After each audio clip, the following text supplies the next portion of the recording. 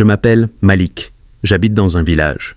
Mon père est un brave cultivateur, ma mère est une femme de ménage qui travaille très dur. Mon père n'a pas qu'une seule femme, mais 3. Ma mère est sa 2e femme.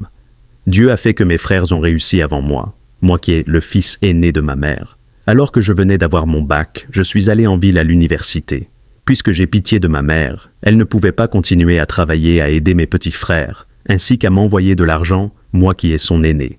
J'ai alors décidé, en étant étudiant, de faire du marchand ambulant en parallèle avec mes études. Les bourses venaient parfois en retard. J'arrivais à acheter des fournitures et m'occuper de moi grâce à ce petit boulot, même si c'est dur parfois. Un jour, j'ai croisé un ancien camarade de classe à qui j'ai perdu le contact depuis des années. On a discuté longtemps. Ensuite, je le vois partir dans une jolie voiture. Sans vous cacher, je le regardais avec admiration. Ma première, 2e et 3e année passèrent, et j'obtiens ma licence. Et Dieu fait que je croise à nouveau mon ancien camarade au même endroit. Cette fois, il a beaucoup changé par rapport à la dernière fois. Il a une belle et plus grosse voiture, il porte un costume de classe très élégant. Alors, je lui demanda de me dire son secret. Là, il me dit « Mon ami, sans te cacher, je fais partie d'une grande secte à laquelle on ne te demandera pas de sacrifice.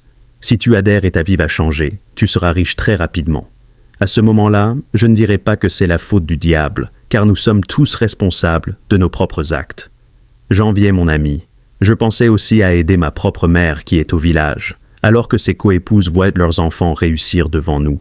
Après ces réflexions, je lui ai demandé de m'emmener aux sectes qu'il parlait pour que j'y adhère, afin d'avoir une liberté financière. Malheureusement, mon ami m'a menti. Et vous allez comprendre pourquoi je dis que mon ami m'a menti. Je suis allé là-bas et j'ai signé le pacte. Aucun sacrifice m'a été demandé. Je suis rentré chez moi, tranquille. J'avais même commencé à l'oublier. 1 an plus tard, une dame est venue me voir un matin, alors que je vendais des brosses à dents et pâtes dentifrice sur un trottoir. Elle me dit que je suis un brave homme et qu'elle me voit souvent ici travailler dur. C'est là qu'elle me proposa alors de travailler avec elle. Tout excité, je lui demanda à quoi consistait le travail.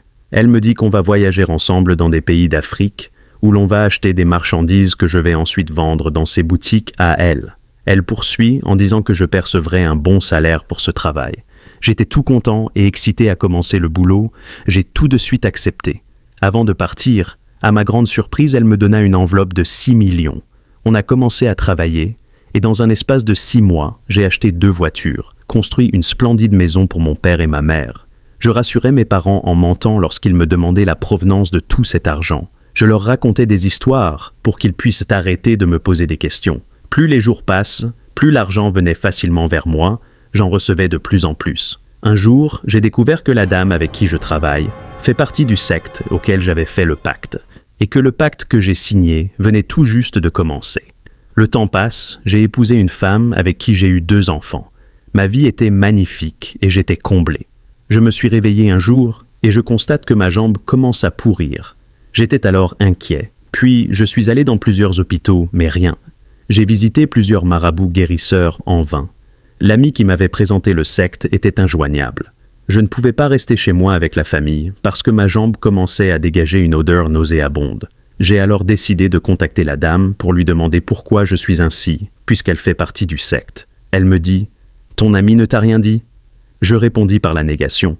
Alors la dame poursuit en disant « Quand tu adhères au secte, forcément tu dois nous donner un de tes membres. Ton ami avait donné ses mains, et lorsque ces dernières commencèrent à pourrir, nous lui avons dit que s'il voulait guérir, il devait faire adhérer quelqu'un au secte en remplacement, quelqu'un qui subirait le même sort. » J'étais très inquiet.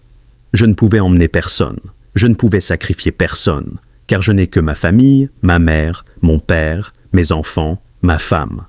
La dame ajouta « L'autre chose que l'on t'a cachée dans ce pacte est que tu dois mourir avant tes 30 ans.